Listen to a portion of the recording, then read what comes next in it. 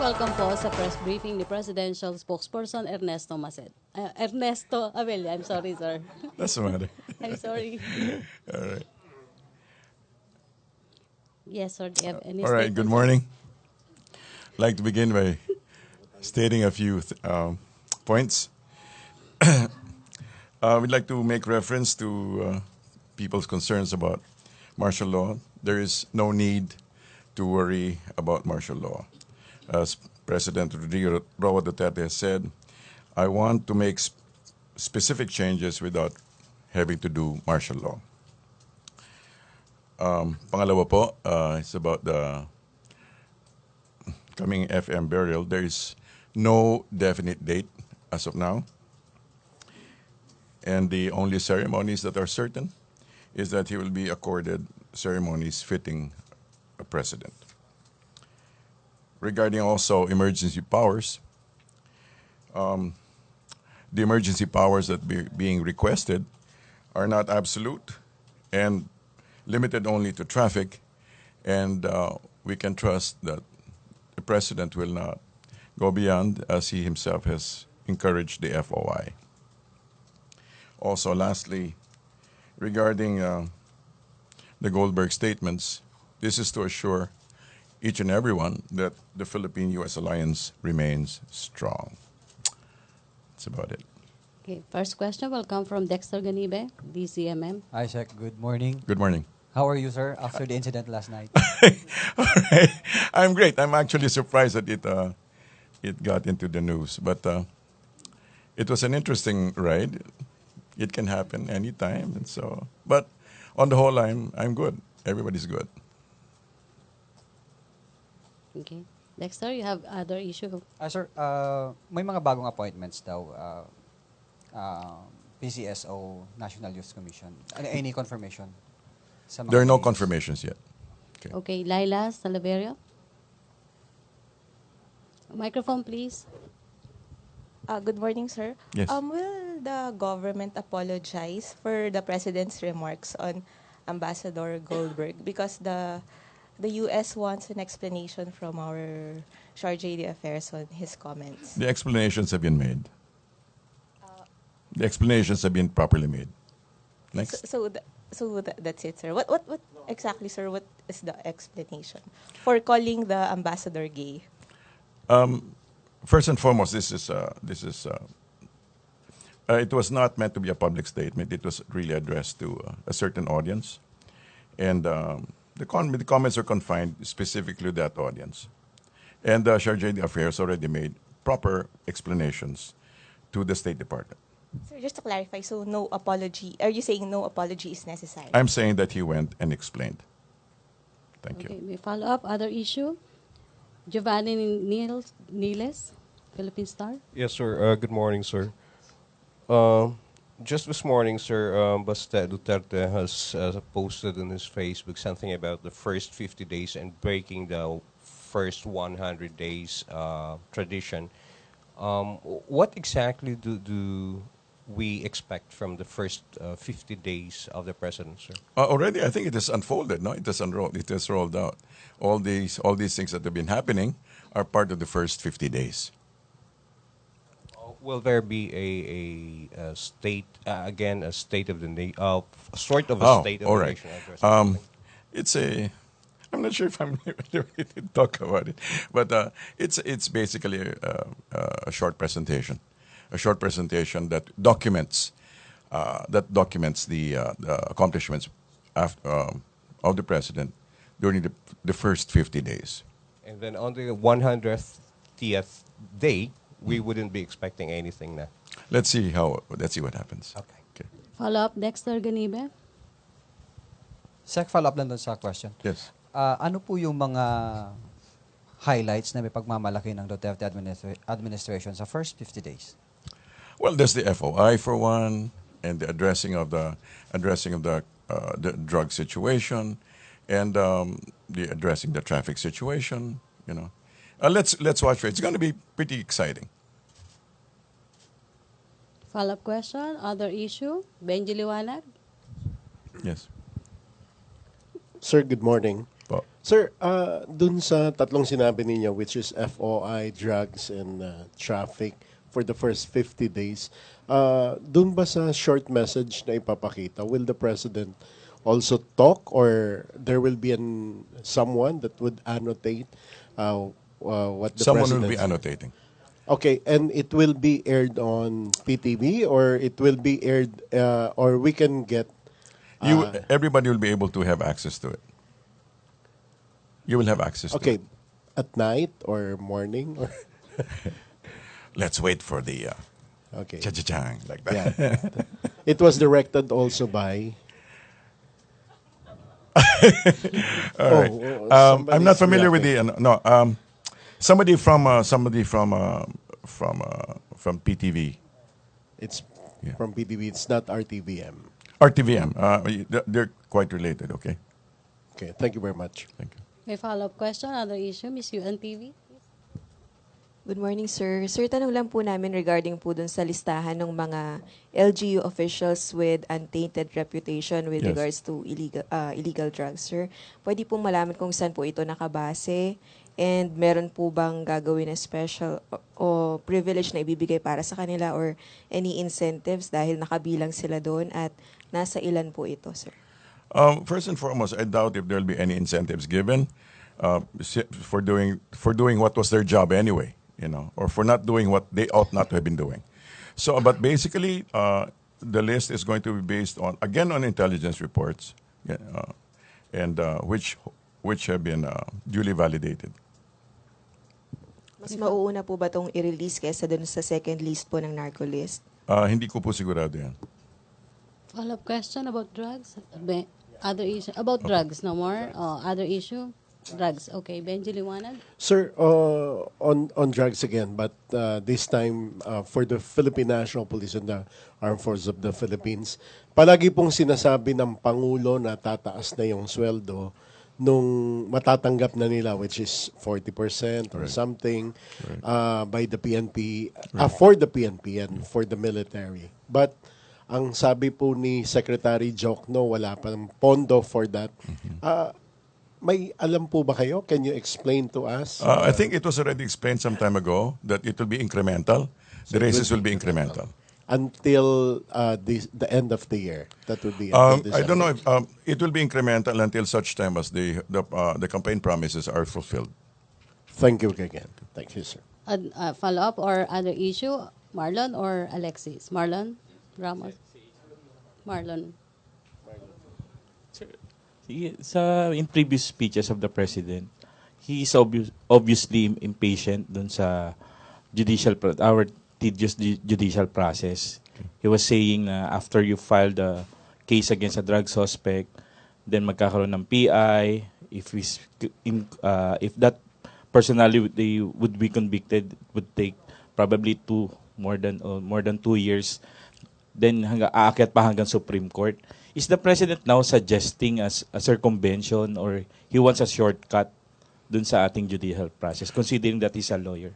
No, it's not so much. It's not a circumvention so much as a shortening of the process, because considering the fact that already there are 600,000 surrenderies approximately, so he's simply facilitating the whole process by encouraging those who have already been considered as persons of interest to be able to come up and explain themselves.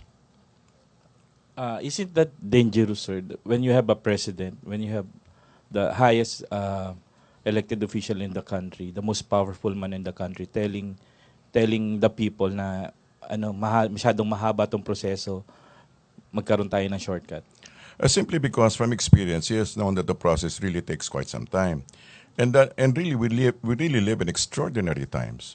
It's extraordinary. 600,000 people surrendering. Isn't that amazing? So this is where he's coming from. Nobody really knew the depth and width and breadth of the drug situation. And now he's trying to facilitate the whole thing. So I think exactly the opposite. I think we should appreciate the fact that he's calling our attention to it. And it's not, by the way, an accusation. Simply is to say that, like I said, it's an ample warning saying that your name is on the list and for you to clear. Isn't that dangerous, sir, na nag-shortcut tayo dun sa lawful process? it's not a shortcut. There's no lawful process being shortcut here. He's simply saying that these are persons of interest, and that these persons of interest, considering the depth, the breadth, the width of the problem, should now come and make a proper representation of their situation, of their own personal cases, considering the fact that the persons of interest being referred to here are coming from all sections of government, all sections. So these are really extraordinary times. And again, like I say, it demands an extraordinary action. So regarding the 600,000 individuals who have yielded to authorities, ano pong ginagawa ng gobyerno sa kanila? Meron po. It will be unrolled in a little while, in a few days. There'll be indications of what's being done. But it is all being addressed. I'm asking that, sir, because several of those personalities, according to their families, were killed after they submitted themselves for investigation sa local police. So I'm sure, again, if you remember right, during the last briefing, the NAPOLCOM has already asked PNP to address these questions, Okay, thank you, to do Marlon. the investigations. Thank you. Thank you, Marlon. Alexis Romero, Philippine Star, to be followed by Anjo, CNN Philippines, and then Benji Liwanag. Secretary. Hello. Secretary, Yes. Quezon City Mayor Herbert Bautista just released a statement saying he will join the government panel who will talk to the NDF. Could you confirm this? Do we have any confirmation? No, we don't have any confirmation regarding that. No confirmation. No confirmation. And in the same statement, he said he's interested to join the panel that will talk to China regarding the South China Sea. What do you Probably say these to are his intentions, but as of now, there are no clear official affirmations. So no confirmation yet whether the president will allow him to join the China team?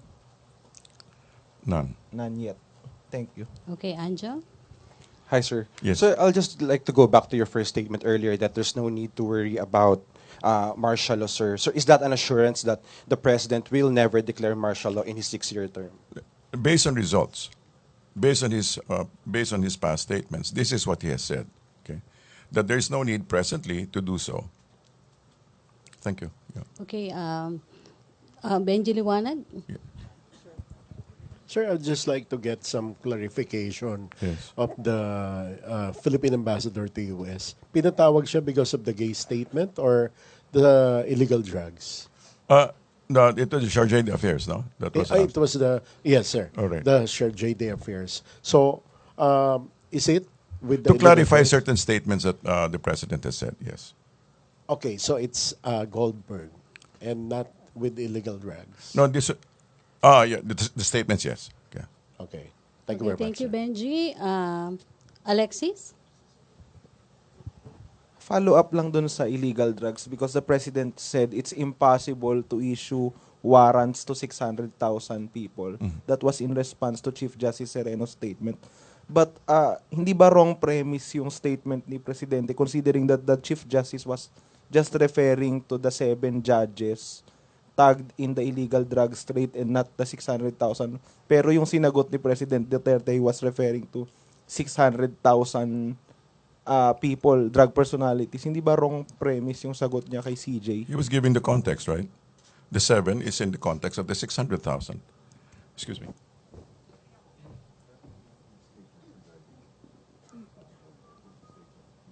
Okay, after magka-question, no more? Ibang issue, okay. After Alexis. I'm sorry. I apologize. Okay, Sek. Okay. Yes. Pero Sek, kasi iba naman yung mag-i-issue ka ng warrants against 7 people versus 600,000. So talagang mas mahirap yung 600,000 compared sa 7. Like I said, Mr. Romero, the 7 is in context of the 600,000. So in other words, he's looking at it inclusively. Tama? Pero mas posible mag-issue ng warrant against 7 versus... I suppose so, but it's his call. Okay. Okay, Laila? Sir, on the Marcos burial, we have a law recognizing the abuses against martial law victims and Yes. providing reparation for them. Isn't the palace concerned that the burial of the late dictator at the libingan ng mga bayani will dilute the essence of this law? Of the law. Yes. Okay. Well, as far as the burial is concerned, from PRRD's perspective and his basis is the fact that FM was a past president, and that is what is being given consideration for. So it does not have any reference to other. He's not making any reference to the dilution of any law. But, sir, how will the palace address the implication of the burial, like the possible distortion or whitewashing of history? Those are okay. First and foremost, those are two different levels. We're talking about historical perspectives and talking about something that is being done based on a presidential decision based on law. So they're not necessarily contradictory. Not necessarily contradictory as far as PRRD is concerned. So, how is the palace now taking suggestions to change the name of the cemetery to, more accurately reflect what will happen? At iba pa? No, let's put it this way. We're all going through certain times, interesting times, as they would say. So we just have to take it step by step. Okay, thank you. No more questions. Yes. Raymond Tinasa, Bombo Radio.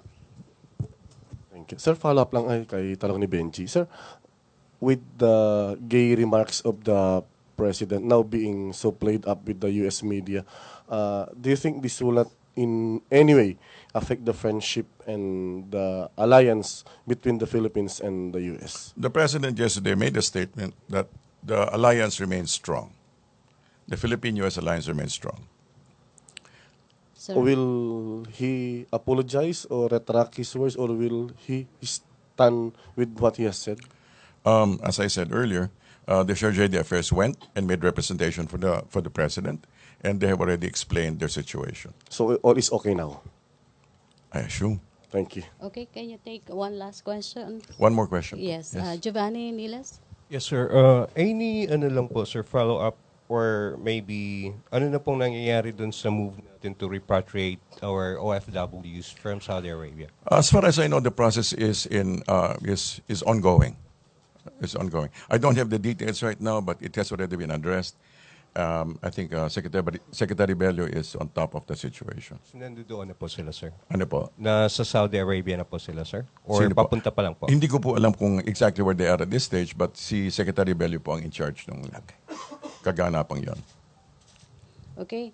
Sir, may last question if you like. Sige po. Si Marlon Ramos? Yes.